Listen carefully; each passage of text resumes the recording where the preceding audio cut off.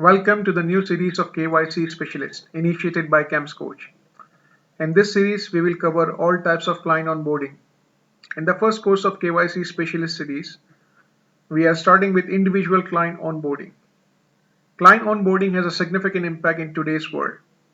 Many organizations are fined, suspended, and dissolved due to improper client onboarding processes, which results in penalties, adverse market reputation, loss of credibility, and other damages, which makes it difficult for the organization to continue with its normal course of operation. Efficient KYC process is the backbone of the successful client relationship, business sustainability, and future growth. We will cover the following sections to understand the individual client onboarding. Please note that the KYC sometimes depends upon the types of relationship and the product. We will try to cover all the areas regardless of the product nature. Later, then you can decide which areas are more suitable, relevant to your organization and the product. We will start with customer identity. In this area, we will cover all the documents need to be collected to establish the customer identity. Next is customer contact details.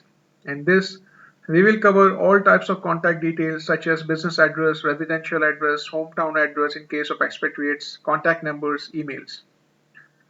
This information will help us to assess whether the client belongs to a high-risk jurisdiction or not.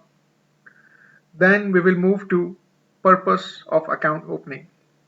It will help us to understand what the client is really looking for out of this relationship and how this can be fruitful for our organization or institution. Then we will move to the source of wealth and source of income, in which we will see how the client has accumulated his wealth, what is the source of earning. We need to ensure that his source of wealth and income is legitimate and is not involved in any illegal activity and using the funds generated from those illegal activities to pass through our organization. Then we will move to the source of fund and source of cash generated. What is the size of investment the client has decided to deposit or invest, and how did he generated that liquidity to execute his investment decision? Next is nominee or beneficiary details. In normal circumstances, the beneficiaries are immediate relatives, but in case if the individual is used as a front man, the nominee can be someone who is not an immediate relative. It should lead to further investigation until the satisfactory response is achieved. Then we will move to declarations. There are multiple declarations required in current times that need to be signed by the account holder individual in order to protect the organization. Apart from that, there are some regulatory tax related declarations which are mandatory as per the law. Next is the reference. It is better to know how the individual arrived to our organization to establish this relationship.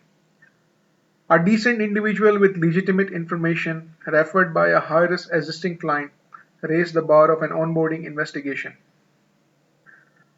Once all of the information is collected from the client, it's time for internal check and investigation. Internal check includes name screening, profile check, and other things which we will discuss in detail. Once the internal and external investigation is completed, the firm decides whether to onboard the client or not. In case if yes, the client has to be classified under appropriate risk profile category, which will define the level of monitoring required throughout the relationship. In case of decline, the firm has to decide whether there is a need to notify the regulator or anybody to complete our obligation. At last, we will discuss the customer due diligence (CDD) and enhanced due diligence and what are the main differences in these two. Hope to see you in the class. Thank you.